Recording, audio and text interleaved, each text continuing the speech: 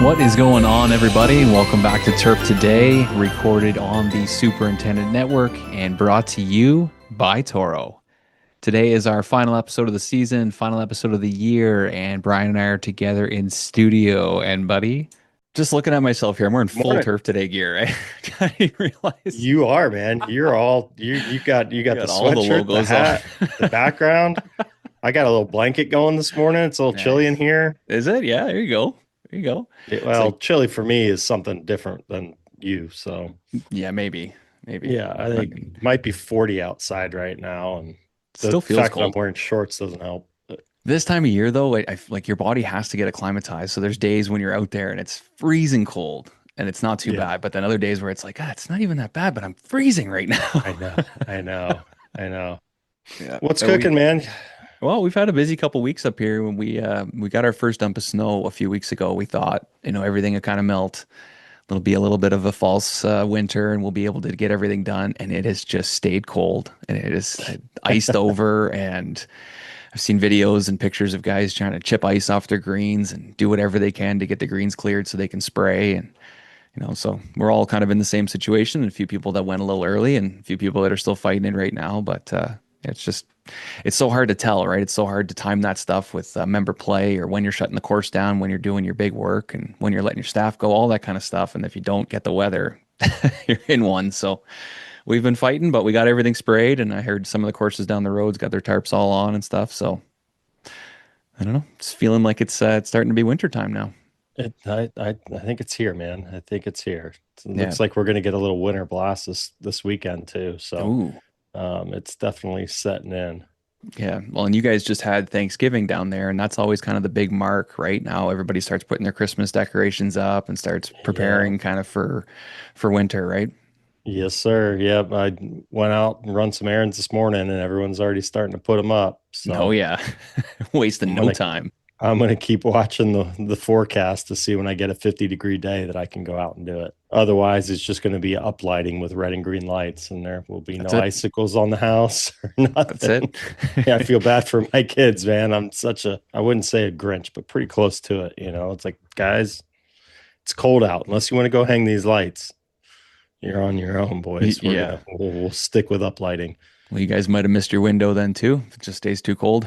Maybe We'll for be all next year. right. We'll figure it out. One of the 14-year-olds said he would help me this year, so that would be nice. There you go. Either that or I'll just kind of hire it out and do those like they're doing the permanent lights now that, Right. the LEDs that change colors and all that kind of stuff. So I've been looking at some of those. They're a little pricey, but could be worth it at the end of the day. Yeah, if you just get it done. We got a guy on our street that does Yeah. them, and he's done a few of the houses around here. It looks really good. So just get it done once, and then it's set for, however many years. And Yep. Do it through your phone. Done. yeah, there, away you go. Turn them off from bed. That's nice. Honey, did Yeah. we turn the Christmas lights off? Give me a second. Yeah. Yeah, that'd be nice. My biggest thing with Christmas decorations is like Christmas is such a fun time, and you could buy all the decorations and do everything to your house, but it's 1 month. So what are we doing with all of this stuff for the other Ugh. 11 months, Yeah. Yeah, exactly. Sits in tubs down in the basement. Yeah, yeah, it's tough. My wife's always like, "Oh, let's get this, let's get that." Where are we putting that? Like, it Yeah, looks great on the porch for a month, but then where is it going? that's right. But you guys have this nice new house, or you just, got all sorts of storage space, I would assume, right? Well, it's funny You have basements up the there. way they built this house was just to maximize the amount of living space. So Yeah. like our furnace room in the basement is tiny, and like I got two sets of hockey gear and all my golf clubs and yeah, all these decorations and everything. So Yeah.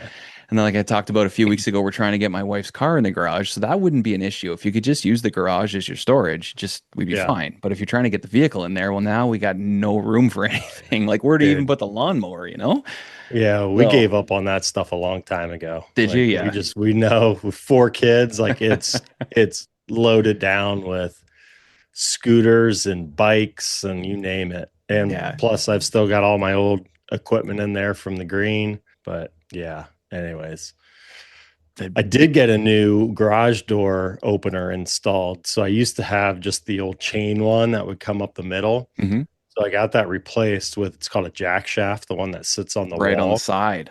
Yep. So Yeah. now I open up all this room. So we got the hitting net getting going up right now. Nice. So now I just have to clear out a few things, and we've got a nice space where we can hit some balls. Might That get one is of those like awesome. Rapsodos or whatever, the little golf simulator things, the mini golf simulator things are like $600 or So something. check. I think my wife might have jumped on this one, but the Garmin, like the mini Garmin, I Yeah. think they're down to $500 Canadian Black Friday right now. So Ooh, they're probably like ooh, three or $400 that's a American. great idea. I might have to go Yeah, check that out. I think we might have one under the tree at this place. So it's exciting. But yeah, the side mounted garage door opener is key because then you got no Yes. room. Huge. It's huge. Yeah. Last year when I set up the net, the last couple of years when I set up the net, we could take like half swings, which for me is great because I'm trying to shorten the swing anyways.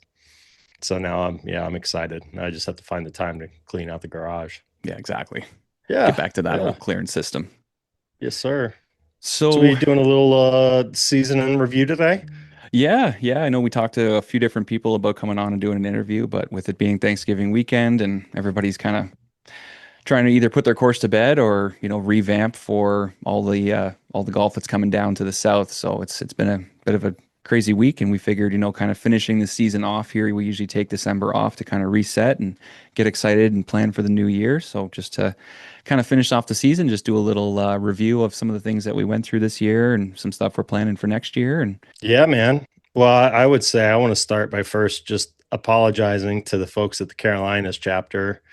Obviously, it was certainly some stuff out of our control, just with all the travel issues that were going on during that time. So, apologize. We hyped it up. We were really excited to get down there and be a part of it. Just unfortunately, some things happened and um, didn't work out. But I already talked to Tim about next year, and we're going to come back bigger and better. So, looking forward to being down at Carolinas next year and being a part of that. But yeah, just sorry we couldn't make it down. A lot of friends were texting me during the conference and looked like it was another great time. Had a lot of FOMO that week, oh, but it worked out. I had some stuff that I had to do personally that has been 2 years in the making. Finally, with my son's incident, so it was already a bit of a time crunch. It was already going to be a little different than I was hoping, but it all worked out, and yeah, just look forward to getting down there next year.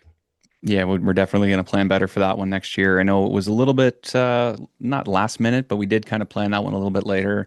And then everything with the travel restrictions, man, I fought United so hard on that. Yeah, We wanted to make it work yeah, so badly, but it was a very, very frustrating week. And yeah, FOMO for sure. We feel so bad we couldn't be there after hyping it all up and just getting to see all the pictures and all our friends and different people doing things. The guys at the Turf Bowl and some of our sponsors doing stuff. It was really, really tough yeah, not to be there. And we got a lot of great messages from people. Nobody was pissed off or mad at us or mean or anything like that. Everybody was very supportive. And we wanted to be there as badly as everybody wanted us to be there as well. So we can't wait for next year. It's going to be a lot of fun. We're already starting to plan some stuff with Tim and Angie and everybody on the team there. And, we get to see everybody down in Orlando. And if you missed that one, hopefully next year we'll see it at the Carolinas.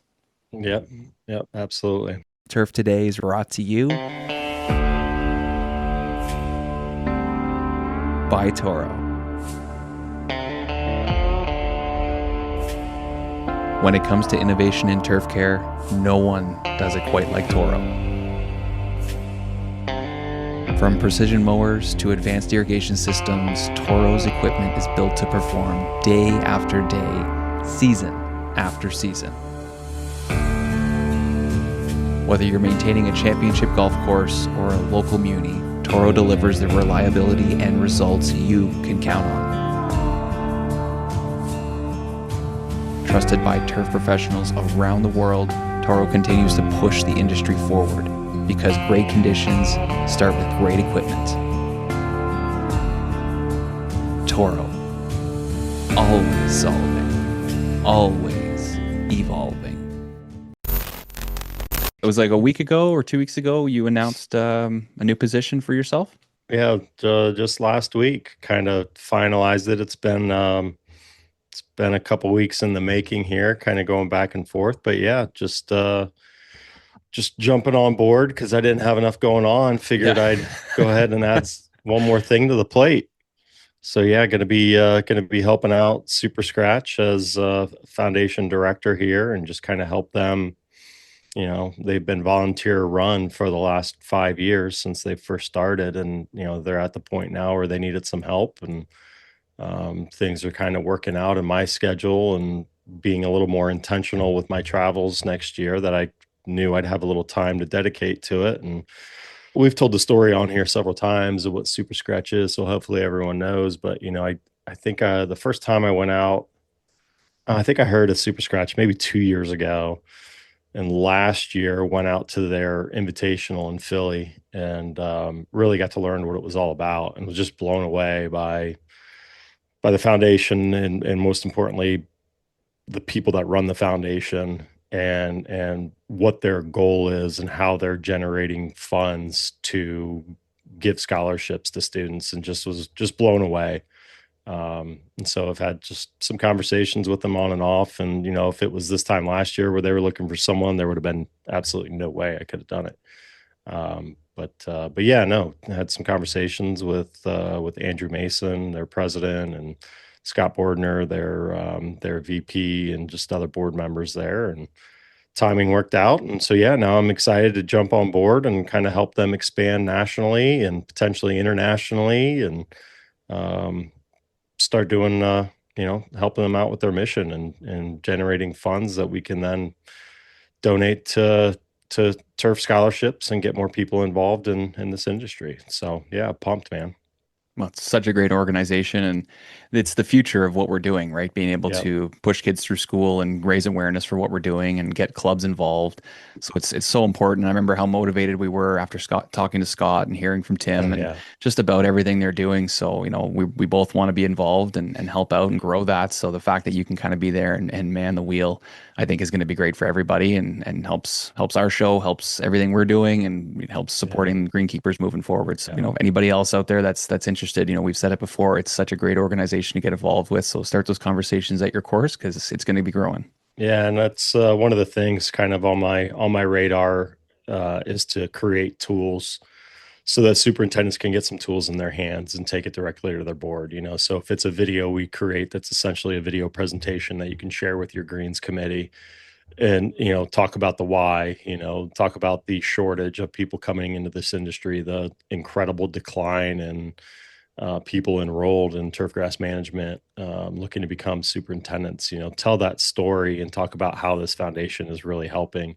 Because that's the cool thing. And again, for our regular listeners, they've heard the story before, but for anyone kind of tuning in the first time, I mean, the thing for me that excites me the most is our turfgrass scholarships, for the most part, have been, I would say, 95% funded from inside the turf industry. So whether it's a superintendent chapter, it's a statewide turf foundation, someone like Tora, whatever it is, contributing to these funds, it's primarily all been generated from within our industry, which is great. It's a place to start, but ultimately superintendents impact the game of golf, right? No superintendents, no golf courses. And the more you can help tell that story to your membership, tell them that, there's already challenges filling assistance roles. There's already a declining pipeline there.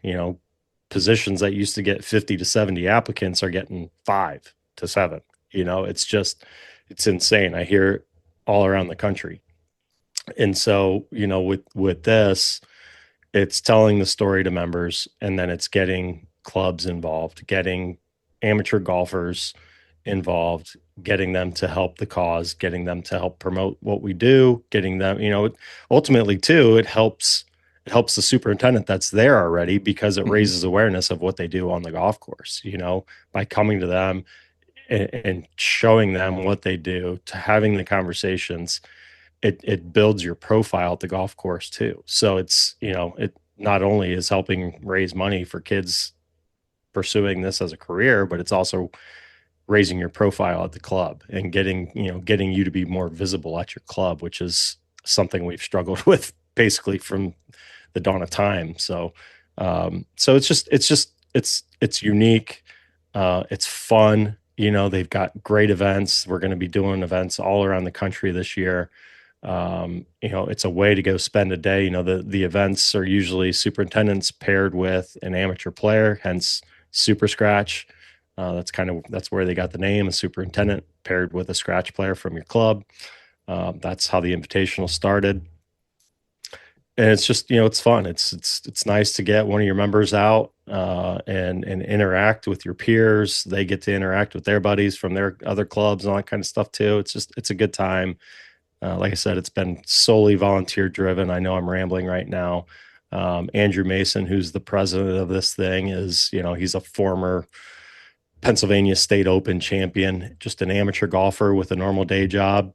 And he's got more passion for this thing than anyone I've seen. It's incredible. He understands the need, and he's so driven to make this thing a reality and turn it into a nationwide turf scholarship organization.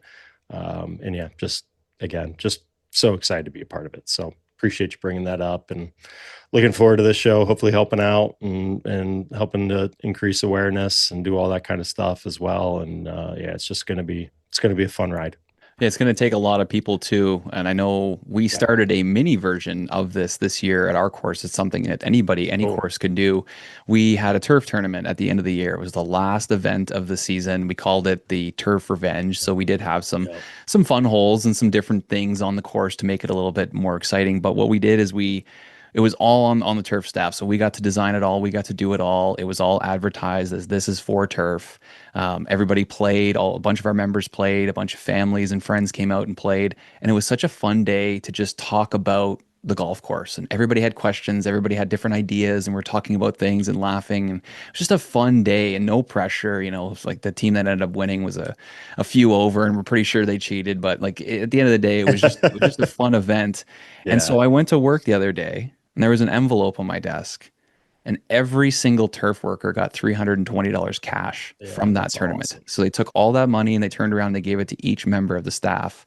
And so it's $300 that goes to Christmas presents for Yeah. everybody on the staff. And that, brings people back. It really, gets that camaraderie going. It makes people proud to be at that club. So if you can start something small like that, that really helps raise the awareness. It gets people asking those types of questions that you can have those conversations with over a beer or standing on a tee box and that kind of thing, where it's not very much pressure. And we had a lot of fun with it. So it's a mini version of what the Super Scratch is going to be doing, really raising Yeah. that awareness and getting people to understand what really goes on the golf course and how much manpower it really takes. Yeah. Yeah. No, and I know a lot of clubs do that. Well, they'll do, some sort of superintendent revenge tournament at the end of the year, or maybe just maybe it's not a revenge event. It's just, a fundraiser for the Hmm. turf program, or the agronomy team there. And, whether that money goes into their pockets like it did in your case, or, a lot of clubs will do that as a fundraiser to put into capital investments, Hmm. and it goes into whatever account they've got set aside, and it helps them generate money for new equipment or whatever it may be. I mean, there's all sorts of things that can really just help the overall cause, and again, bring some awareness to what they're doing, show appreciation for what they're doing, because obviously no one knows a property better than the superintendent and the maintenance team. um, I mean, no one works harder at the golf course. I'm sorry to say it, but I'm pretty sure it's the case. It's a pretty good. Puts in more time and all that. I mean, look, I was an assistant pro too, and it pales in comparison to the hours and all that kind of stuff that superintendents do. No disrespect to the pro side or GM or F&B or anything like that. I mean, everyone, it's all a team effort within the club, but you know, sun up to sundown, those guys are always there, and they care about those golf courses, which are the biggest assets at any golf facility. It's just, yeah, we've said it time and time again. I mean, it's just such a great business, great people, care so much about the courses, to the point to where people think of the golf courses as theirs. Mhm. It's could be a dangerous thing, because it's not. It's still Yeah. it's the members club, or the players or the owner or whoever, but they're the caretakers. So it's fun. I was doing the math, and you talk about, you do a fundraiser like that, you get $300 or something into your guy's pocket. So I'm sitting there doing the math, working on some things for Super Scratch. In the United States, there are four roughly 4,500 private clubs. Wow. Okay. So a lot of these clubs that are currently supporting Super Scratch will just bill their members $10 a year. Okay. $10 a year. Hmm. Like I said in one of the videos, that's two cookies at the turn. It's basically a beer or a mixed drink at the 19th hole. If we get 10% participation from just private clubs in the country, that's 450 clubs. There's an average of 350 members at a club.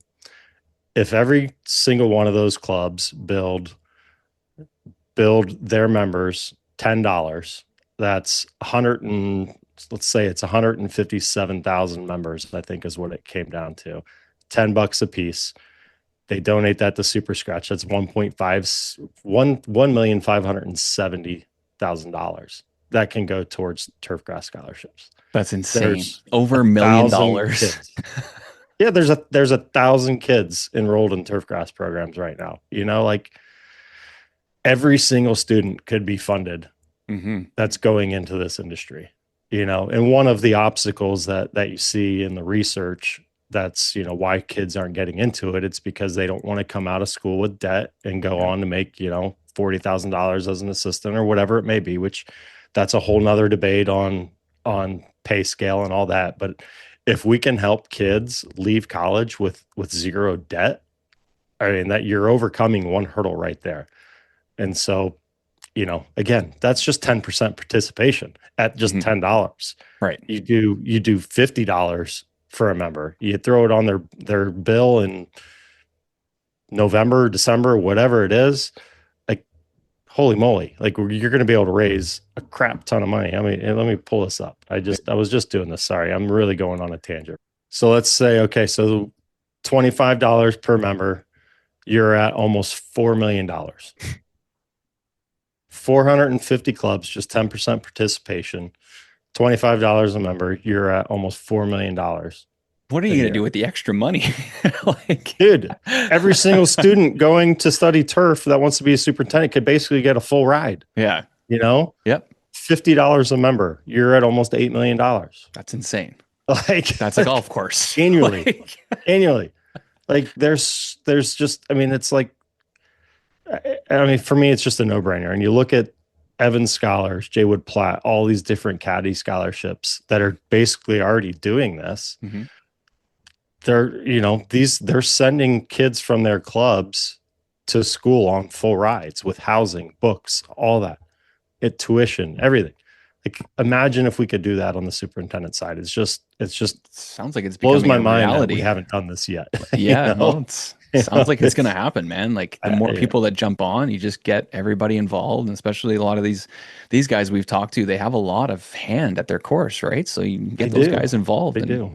Makes it happen. I put a message, I put a video out there on socials the other day. Like, it all starts with a conversation. Every superintendent that I know has a great relationship with at least one member of their club. Mm-hmm. One member that understands what they do, that appreciates what they do, that's going to the plate and battling for them anytime something comes up. Take this to that one member. Let them be the advocate for you if you're not comfortable doing it. Take it to the next Greens Committee meeting. Like, it's so important for the long-term success of our golf courses. So important. It's just a no-brainer. And it's, again, if you do that model where you get $50 from every member at your club, which, I mean, I've been a member at clubs, and I don't want to come off the wrong way, but like, there have been so many times where I just look at my bill, I write the check, and it's gone. Like, you don't question it. Like, oh yeah, all right, I probably did have 12 beers on the golf course that day. Whatever, that's fine. It's just like, all right, no big deal. Like, it's, what's this $50 for? Well, it's for the superintendent. Okay. Yeah, exactly. Like, it's just, I don't know. I've had these, I've just in the last week, I've been sharing the story and talking to people about it, and they're like, oh yeah, that's a no-brainer. Like, why are we not doing this? Mm-hmm. So anyways, sorry to run out there on a tangent there. We've been talking about it now for like Oh, 20 it's minutes, all but good stuff. And it's important. we can transition, continuing talking about careers. One of our great partners this year, Tyler Bloom, they've done so much for the community and, getting people ready for jobs, helping place people with jobs, helping golf courses be able to find the right people. And, that's been going very well. I talked to Tyler the other day, and I can't really give anything away, but keep an eye on their social media and what they're doing because they're about to launch something really big. They are a great partner of ours. We're going to continue to, help with what they have going on. They're going to continue to help with the community, but they have something really big coming, and I don't even think you're going to have to pay for it. So it's going to be really good. Yeah, Tyler's been a friend for a long time.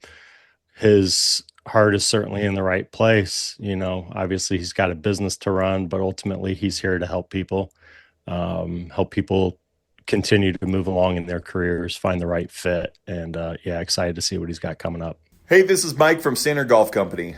As we flip the calendar moving into December and wrap up what's been an incredible year across the turf industry, we at Standard Golf just want to say thank you for an amazing 2025.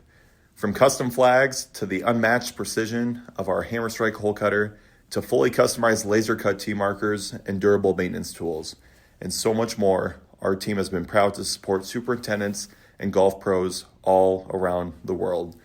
We're grateful to be a sponsor of the Turf Today podcast in 2025 and look forward to supporting superintendents, golf pros, and Turf Today in 2026. From all of us at Standard Golf Company, happy holidays, and we'll see you next year.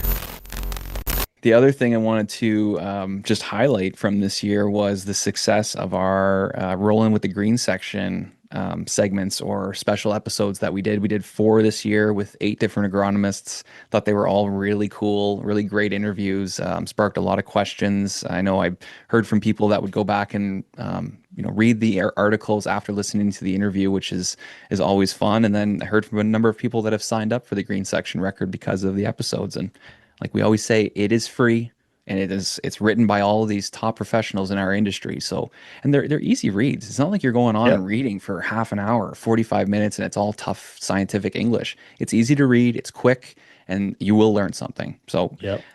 yeah, I thought that went really well this year. We're looking forward to continuing that on, and I think with that, a lot of good came with that because sometimes we don't have a ton of education on our show. So to be able to have some episodes like that where there's a lot of stuff, I think is really important. And I know I always learn a ton of stuff from those guys too. Oh, absolutely. Right. You always learn something. I mean, again, like you said, it's a free resource for superintendents and it's information coming from people that see over 100 golf courses every year. They see it all.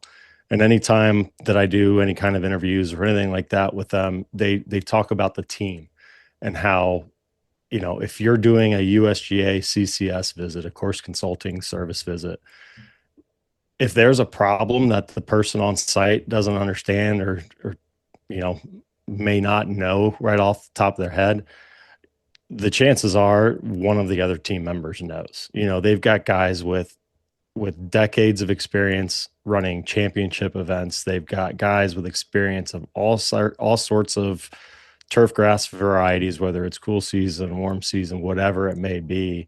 They've got researchers, they've got, you name it. They've got anything you could possibly imagine.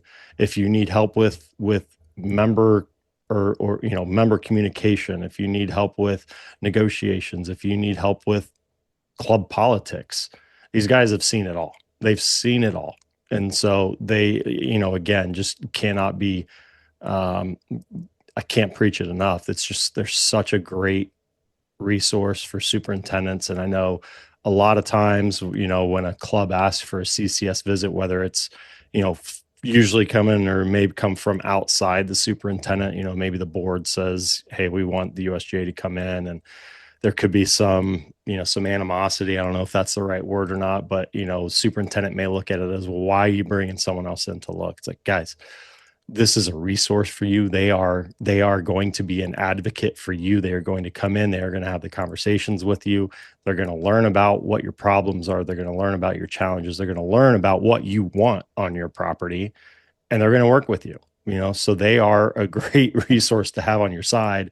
And oh, by the way, they've got that USGA name Yeah. tied to them. And so a golfer may not know GCS AA, but they're going to know USGA, right? And so when you get that USGA logo behind one of those reports that comes back, and from a person that again is going to be an ally and going to help tell your story, I mean, just you can't ask for anything better. Just such a great advocate to have on your side, kind of helping get what you need at your facility. Very, very important. And like a lot of the partners that we work with, the USGA is growing the game in many different ways. We got to move things over to Toro and talk about some of the things they have going on right now. Obviously, the 100th anniversary of the GCS AA conference this year. Gonna be So big.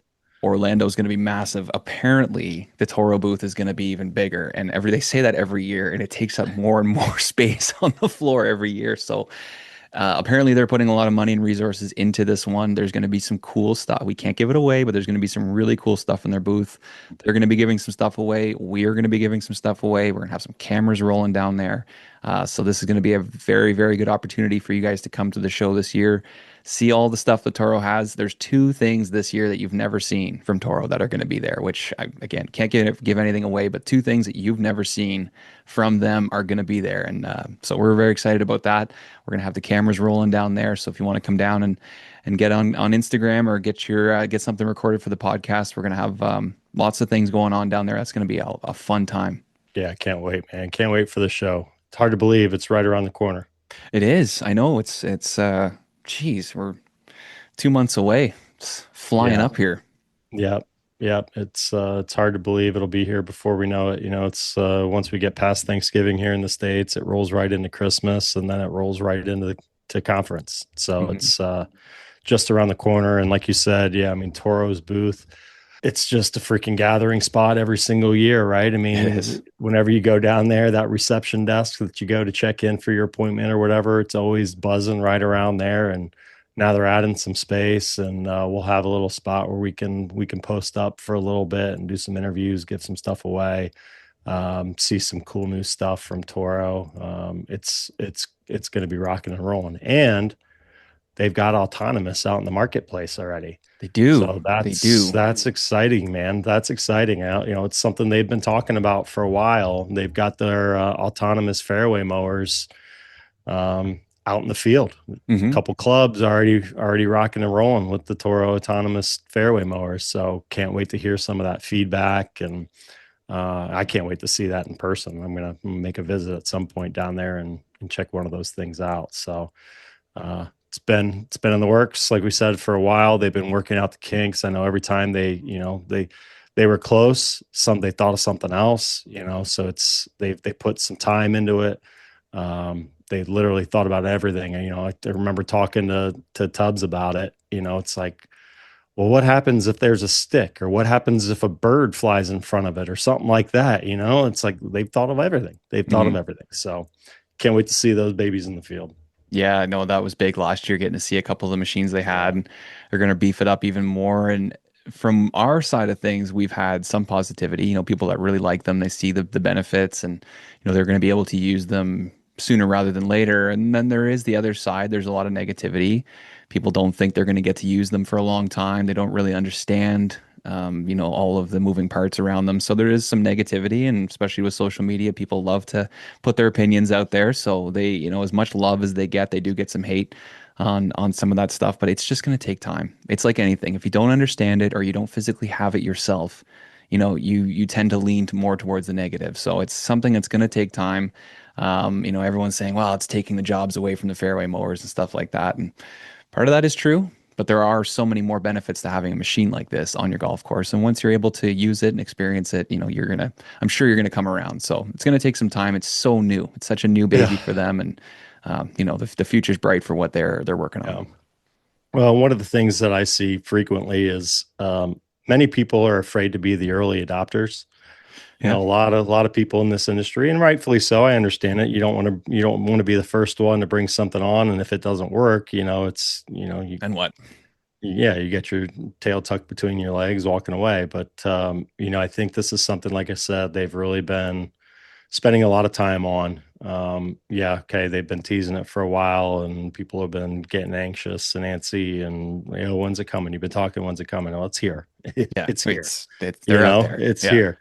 And it's not taking a job away from anyone. It's filling a void of, again, like we talked about, it's hard to find a lot of people, and with rising labor costs and all that kind of stuff, the ROI is going to be there.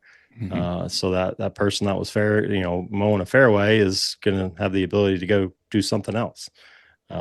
So, there's lots of application, may not be for everyone, and that's perfectly fine. There's plenty of other options that they provide that are, the best of the best. So, yeah, no, again, just it's here. It's going to change the game. There's no question in my mind. It's going to change. It's going to change things, and I think for the better. Hell, people have been talking about it for 10 years. Even just on lawns.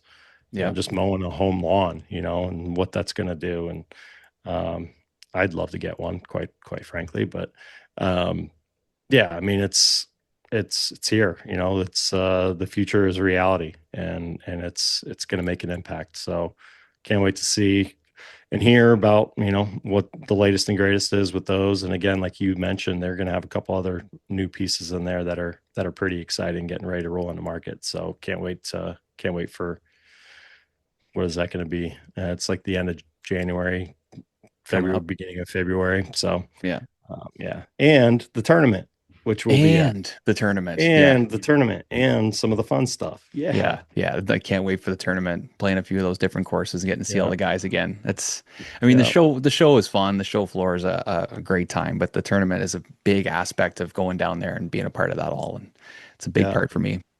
Yeah, I think I saw an email the other day where some of the formats are sold out, but it looked like they still had some openings, maybe in the scramble format, which nice.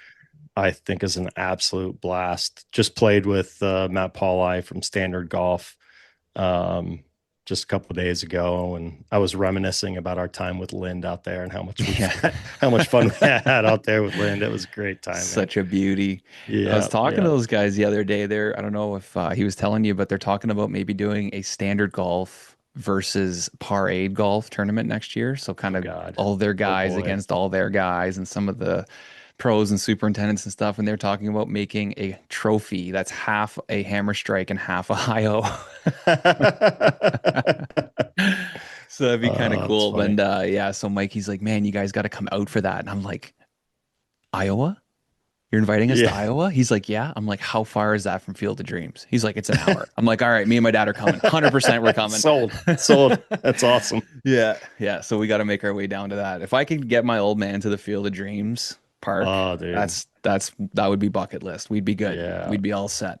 So yeah, that'd be a cool one to do with those guys. They've been fantastic. We've talked a lot about the hammer strike this year. There's been a lot of positivity coming out of their corner, people using them. They've sent a bunch out to some influencers and some different greenkeepers and stuff, and some of the videos and some of the reviews on it have been fantastic. So yeah, I didn't get mine this year. It's a little bit of a shot at those guys, but apparently in the spring it's coming. So Matt, Mike, come on, guys. Yeah. Well, I mean, I got to see it in the field when we were down border issue this year. No, I get it.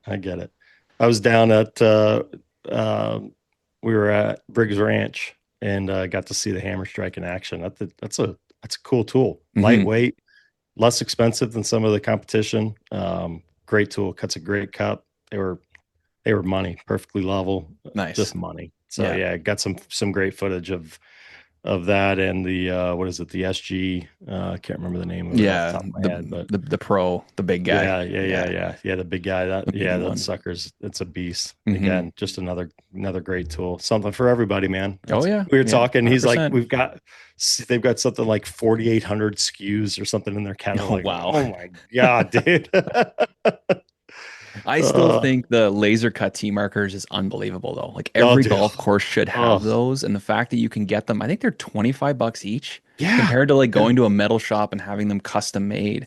And Mike was saying, if you order cups and flags, I think they're $20 each. So really, get on that. And they said they can do Oh, any color, any logo. It's all 3D yep, done on the computer and stuff. So that's changing the game. If you still have yeah, red and blue T markers out there, go and get nice custom ones with your logo on them. Get a couple yep. extra because they probably will get stolen too. Yeah, exactly. I know. I was literally having a conversation with the guy, well, going back to Super Scratch, looking to upgrade some flags and get some T markers for all the different events. And I pulled that up, and the one they had with on the website with their SG logo. I'm like, guys, we got to do this with the Super Scratch logo, and it would be so freaking good. It's like done, done.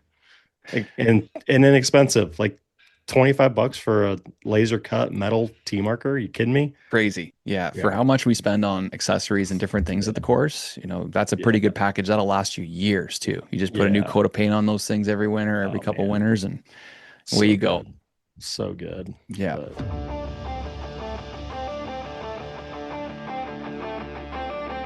From the Andersons, leaders in turf innovation, comes the SR 2000 Pro rotary spreader. Built for professionals who demand precision, power, and zero compromise. With the Andersons' patented cone system and edgewise side spread control, you'll get perfectly even coverage. No streaks, no waste. Its heavy-duty stainless steel frame and maintenance-free gearbox are made to last season after season. The 80-pound hopper, fast action shutoff, and quick setup keep you efficient and on schedule. When you spread with confidence, your turf certainly shows it. The SR 2000 Pro from the Andersons. We are back with another Ask the Agronomist segment featuring PhD agronomist Tony Goldsby from the Andersons. Our question today comes in from Jake Johnson. As an agronomist, how would Dr. Tony do as a superintendent? What would be his biggest hurdle? Is this a good pathway to becoming a superintendent, or does it usually work the other way around? Apologies for the long-winded question. Love the show, boys. Learning something every week from Dr. Tony. Awesome question, and thanks again for submitting them every week. It's always funny to see what the following is gonna come up with, and this is certainly an interesting one. And I think it's something I certainly joked with. I had a couple colleagues that I went to school with in graduate school that were obviously previously assistant superintendents or had worked on a golf course for a long time, and I joke with them that I could definitely make it. I think at least a couple weeks, right? Especially since most of them kind of have it on autopilot around there, and I already know how many things that you guys have to juggle at once. So, it would be definitely a challenge for me, especially given my pack, but my passions as being an agronomist. But, if I had to break it down to like, what do I do different than a superintendent from an agronomist perspective? I obviously live in a kind of a world of, diagnose and recommend, right? So it's usually not quite as adaptable or needed to be adaptable as the superintendent world, which is absolutely around executing. And then, you don't know what's going to come, whether it be weather, budgets, staffing. And I don't have a full T sheet that I have to accommodate every single day to make sure that, things are going to go down the way that you need to from a management perspective. So I would say my biggest hurdle to being a successful, superintendent would definitely be patience, right? Like agronomists obviously love perfect data, long trials, and have, plenty of time to be able to make decisions. And superintendents have to make those game time calls every single day, right? Whether it's, storms rolling in or something. We were just talking about this with up in your neck of the woods, Adam, right? You got to make those, questions, those answers right there on the spot, right? And do what's best for the course and for what your data set is, and certainly something as a guy that's rooted in agronomy more, I'd love to have more time to be able to put that answer together. As far as kind of wrapping that up and what's the best pathway, I think it's probably usually the other way around, right? So great agronomists like myself have spent some time in the trenches, but not nearly as much as assistants or supers before moving into, the type of role that I'm in today. But, I think the reverse could start to happen more and more, right? Because again, a strong agronomic background, certainly if you go and do the things that you need to, like get leadership experience and communication skills, right? So you can work with, the board or your teams that you're managing there, you can absolutely set somebody up for success running a golf course that way just as much as you could, coming more through the traditional ranks, if you will, working on the course itself. So I think always you just have to, respect the human and operational side of it. And, I always like to joke with myself, right? Turf grass isn't grown in spreadsheets. So I'm getting pretty good at those, but maybe sometimes the management skills might be a little rustier than they used to be back in the day. Well, if you want to go on and become a superintendent, Tony, I'm sure you could, but we're happy that you're an agronomist and you're here with us to teach and educate the next generation of superintendents or maybe agronomists. There you go. This wraps up another Ask the Agronomist segment featuring Dr. Tony Goldsby from the Andersons. The other thing, I'd say one of our major highlights from the show this year was our Ask the Agronomist segment, which started off with Ben Pease. And then when Ben moved on to a different company, we brought on Tony Goldsby. And Tony is fantastic. Not that Ben wasn't great, but Tony has just been very, very engaged. He's taught me a lot of stuff. I know he's taught our listeners a lot of stuff. We've had some great questions from people, and this is something that we are going to continue doing. So reach out to us with your questions. We might not get it on right away. If it's something you're planning for in the future, try and get it to us a little bit early.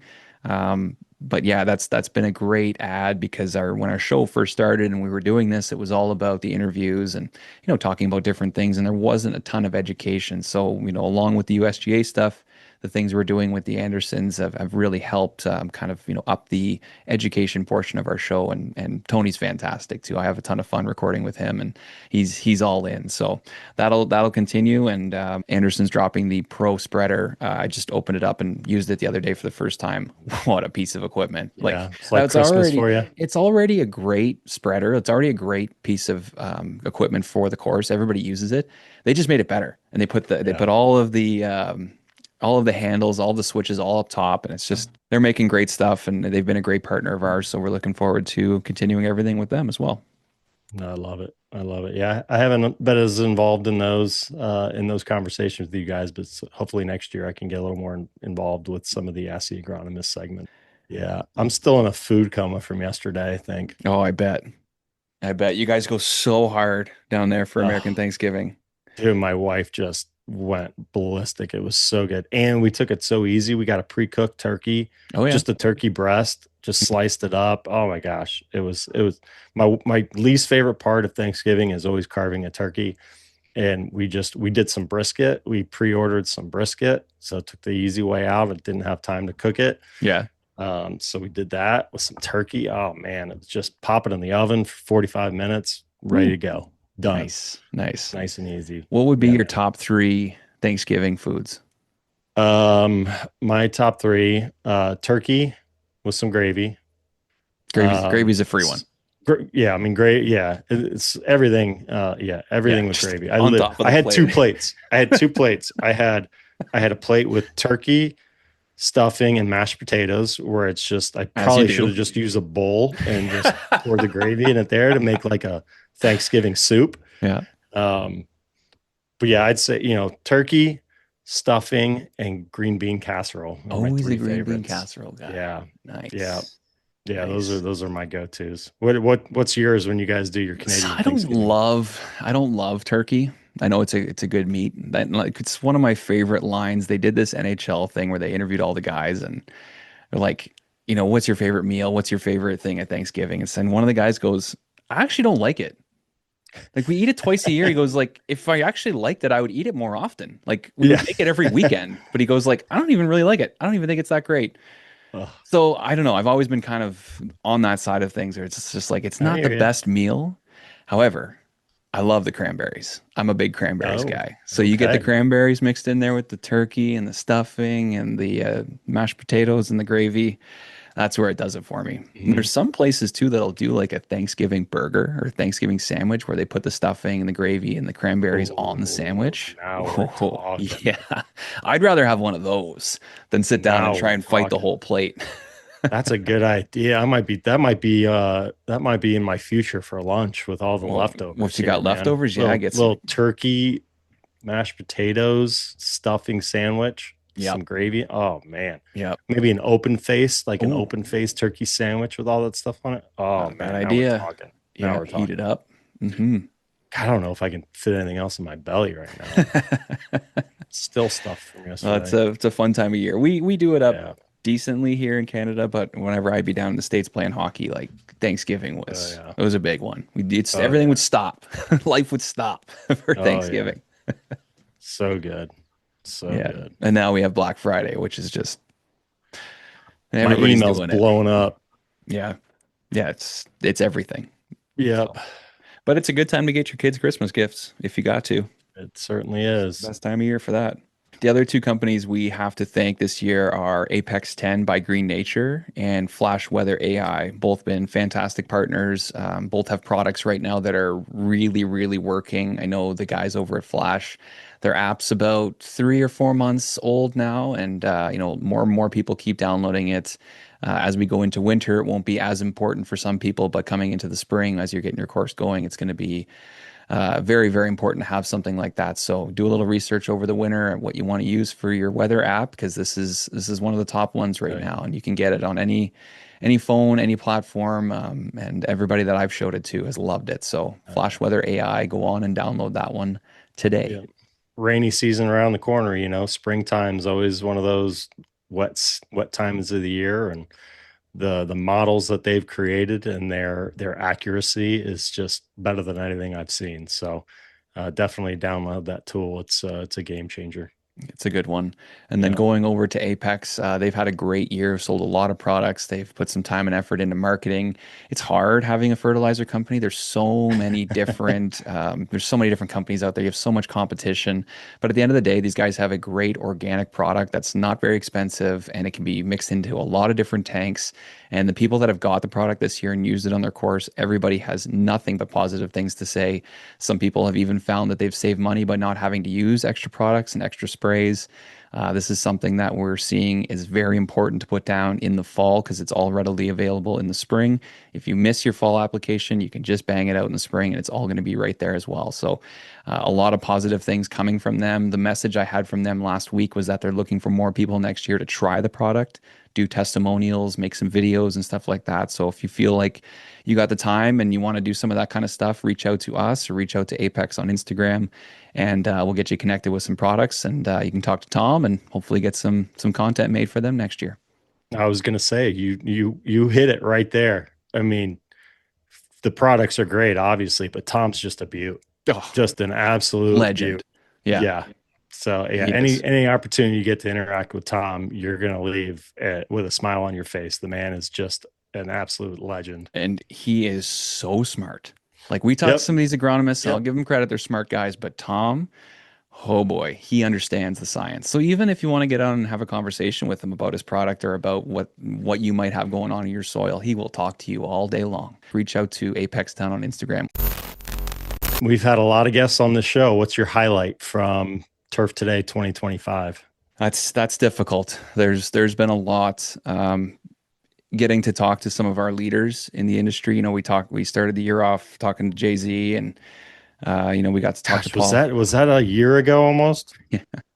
Holy moly. And then getting to speak with people like Paul Latshaw this year was incredible. And I think those interviews are ones that people can go back for a long time. My wife asked me this question the other day. She goes, if you guys stopped doing the show tomorrow, how long would people listen to the show for? Would it be there for 20 years? People would keep going back to it. And I don't think all the episodes, and that's not a knock on the different people that have been on. I don't think it's a show people would pick up and just listen to all the way through.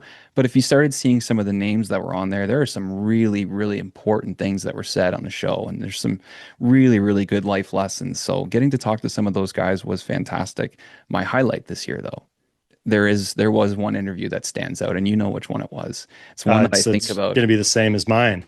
I think about it every day, every single day, and I can't Yeah. wait to see him again the next time we get to meet him or see him in person or talk to him on here.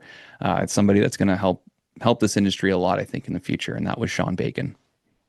Yep. No, I agree. I mean, I think about that interview same almost every single day. The guy just had so much insight about leadership, about perseverance, just so impactful. Again, I try to listen to that interview at least once a week now, go back to it, and just gets me pumped up. gets me think about what I can do better each and every day as a father, as a husband, as a, you know, a leader. So yeah, that was definitely my highlight. And I'm hoping to be able to put something together to do some sort of workshops with Mr. Bacon there, and get more people around him and just get that energy and um, you know, make an impact.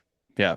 And that's the perfect word, his impact. Yeah. He always says, I'm not a motivational speaker. I don't Yeah. like that Yeah. Yeah. title. That's BS. But at the end of the day, he's a teacher.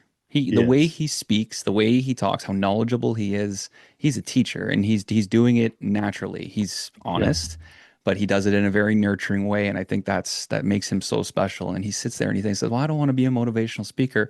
Well, the way you deliver your message and the way you talk to people, it motivates them. It makes them want to run through Yeah. a fucking wall. So, Yeah. yeah, you are motivating people, but you're teaching people because his lessons, they stick with you. And you think about Yeah. these things and you recognize these things in your life. Even after the interview portion, we talked to him for probably a half an hour, another hour. Yeah. Yeah. And You just stayed I on. asked him about hockey and just mentioning, I still play, but it still bugs me sometimes and I get upset and I still worry about it. And he goes, "Yeah, you're a perfectionist." He says, "I'm a recovering perfectionist." And then he starts talking about all these traits and he's just describing me perfectly. And I'm like, "Yeah. Yeah. So how do I deal with it?" And he goes, "Well, who cares? Move on. Stop caring so much about it. Like you're doing it for you." And so I think Yeah. about that all the time. Like his Yeah. words just stick in my mind because he's just, Yeah. yeah, he motivates I people that know. well. So I know. if we can find a way to keep chatting with him and work with him, he's just going to help so many men and women in this industry. Yeah, no question.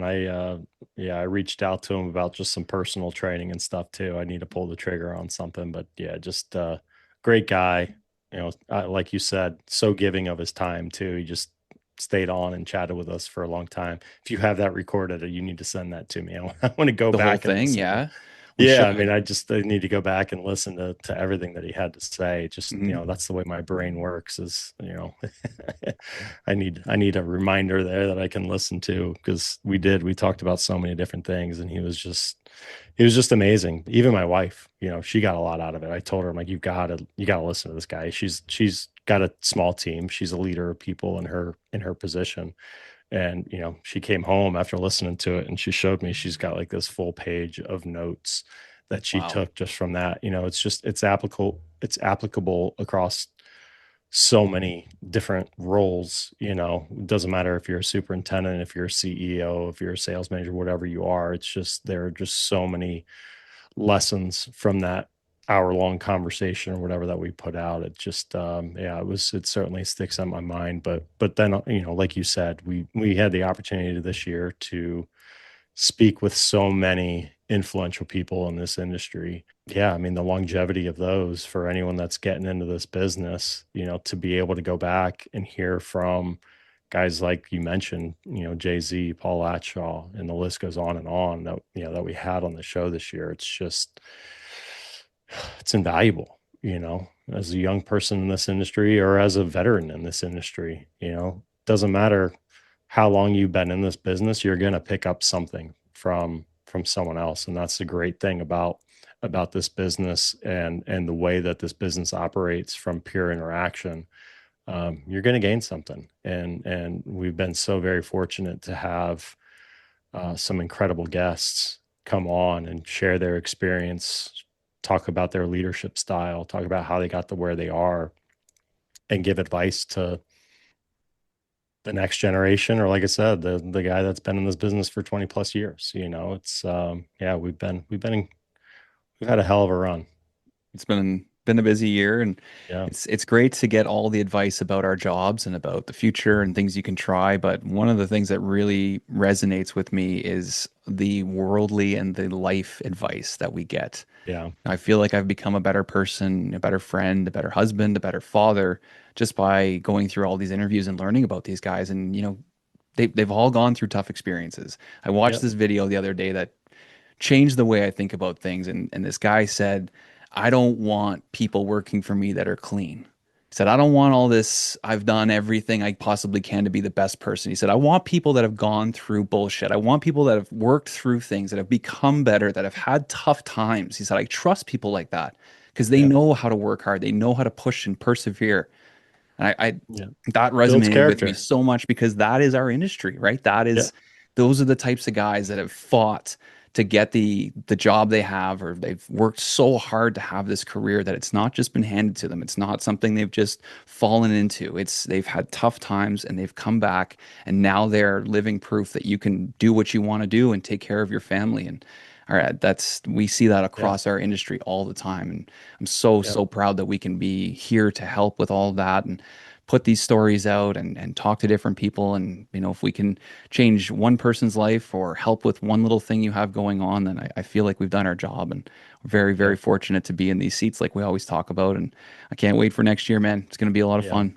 Yeah, absolutely. Yeah. I mean, just like you were saying, I mean, people that have gone through stuff and in this industry, you're obviously going to go through a lot. You're dealing with variables that are completely out of your control. So having that experience, that life experience, it goes a long way within this industry because again, weather totally out of your control. Hmm. There's so many variables dealing with people and staff members that you have no control what happens outside the gates. And a lot of times, on 200-acre plus properties, it's tough to have Yeah. control what happens inside your gates too. But just having that life experience already where you've already overcome challenges, it certainly prepares you to be successful in this career. And like you said, everyone has it. Everyone Hmm. everyone goes through something. We never know what everyone else is or what someone else is going through. And um, the more you're able to kind of keep that in mind is gonna kind of help you be a more patient person, a better leader.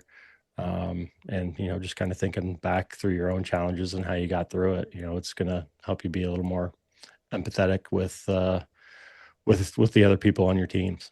Yep, you said it. Well, before we go, I just wanted to ask you one personal question just about the year. What was one thing you did outside of work this year that you're really proud of? Got rid of my putting green. Yeah? No, no, I'm not proud of that. No.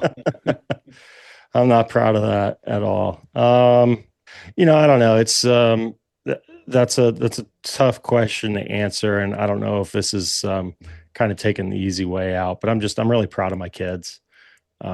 Really proud of my kids, and you're going to get there one day too. You've got your kids are much younger, but mine are of the age right now where they're having to think long term.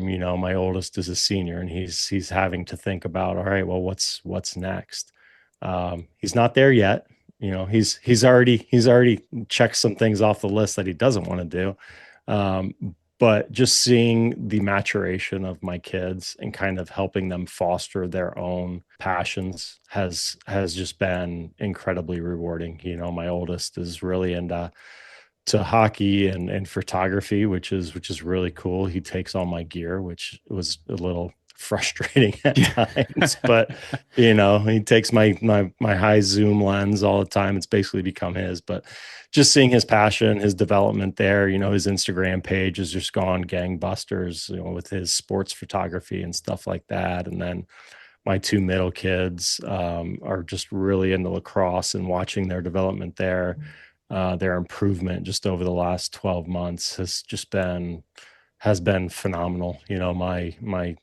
My son Ethan, got selected for one of the traveling teams, which basically means that he's one of the top players at his position in the state. And that's pretty incredible for me to see that he's only been playing it for 2 years and he's already one of the top in the state. And then my stepson, who's 14, just picked it up last year, and just the improvement that he's made, and helping him foster that, encourage him to go out and practice, sharing videos, whatever it is. I mean, obviously, I think they're doing it on their own. I don't, other than going out and pass with them from time to time, it's not much I can do. But seeing that development is just something I'm really proud of, and I think there's no greater legacy one can leave on this planet than raising good humans. And talked about my three sons and my stepdaughter as well. Seeing she's still kind of making her path right now, but just raising respectful humans is what I'm most proud of for sure right now. Even though you Nice. want to smack them around a lot, but Good days and bad days. that's Yeah. part of it. How about you? What's something you're really proud of this year? Yeah, I mean it's a tough one to answer, I think, because we don't really work a 9 to 5. So, our schedules are all over the place. I feel, especially with Instagram, I feel like I'm always kind of working, always looking for stuff, always, trying to find that next thing to post or that next thing to highlight. And so it's been a very busy year, and I also work, probably 25 hours a week at the golf course. So that eats up a lot of time. So I'd say just holding it all together. You know, just There's a lot to be going said for that, buddy. going day by day, week by week, making sure we get everything done. My wife's quite active with the kids. We like to do lots of different things on nights open or weekends.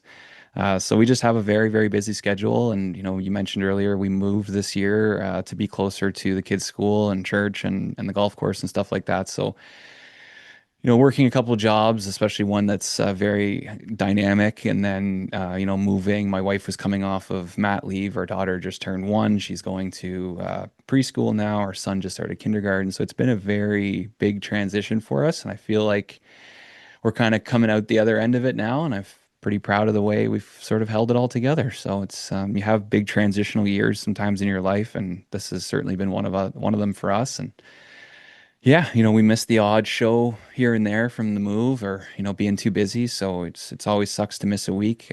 But at the end of the day, I feel like we did a pretty good job this year with everything with our sponsors and our show and, us getting together a few times. And yeah, it's, Yeah, we got to do that again. yeah. You did a great job, man. I'm just so grateful for the opportunity to be on this show with you, Adam. You really do a great job of putting all this stuff together and keeping it relevant. You ask great questions and just great voice for this industry. It's an honor to be a part of this show and excited for the future. And that kind of leads me to my question for you: is what is the future of Turf Today? So interesting. Well, we do we do have a plan. So 2026 is going to be very similar to how it was this year, but going into 2027, we have started a plan. There will be something that gets launched, and it's going to be pretty big. And next step for Turf Today. So cannot talk about that yet. Oh, but 2027. I'm intrigued. There is something coming. Thank you to yourself, Brian. You've been a fantastic addition to this podcast. We had an awesome year. The amount of people you're able to bring on, the amount of friends you have in the industry certainly helps the show. You as well ask a lot of very insightful questions. And, I'm very, very excited for what's to come. I've worked with a lot of different people in my life and had a lot of different teammates. And I really, really love working with you and really, really respect you as a friend and as a work partner. You guys have listened to us ramble for long enough now. It's been a fantastic year. We really appreciate everything that you guys do, reaching out and helping push the show along. Also to all of our sponsors that help us do what we need to do. It's, we can't thank everybody enough for everything. So get some rest over the next few weeks. Get ready for January. We are going to be back in January leading up to the 100th anniversary of the GCSAA. So everybody will be celebrating at the conference. We cannot wait for that. If there's anything that comes up between now and then and you need help, reach out to us. Yeah. Thanks to all of our listeners. Thanks to all of our partners. And again, thanks to you, Adam. Thanks for steering the ship. You got it, buddy. Enjoy your turkey sandwich this afternoon. Enjoy Black Friday. And we'll jump on here again soon. All right, man. Be good. Okay. Take care. That's going to do it for the season. We'll be back in 2026. Thank you so much for listening. Everybody, keep those reels sharp, be safe, and have a happy holiday season here in December. We love you all, and we'll be back soon.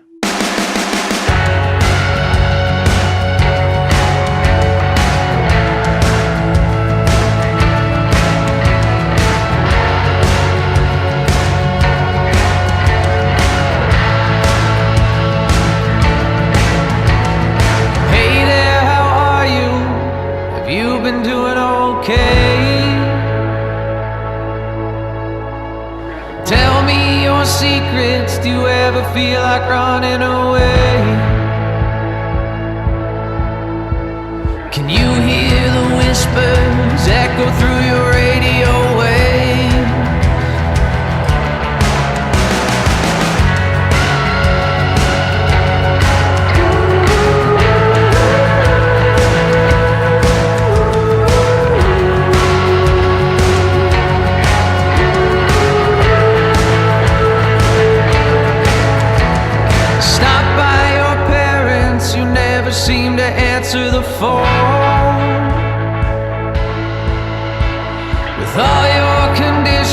times you always felt better.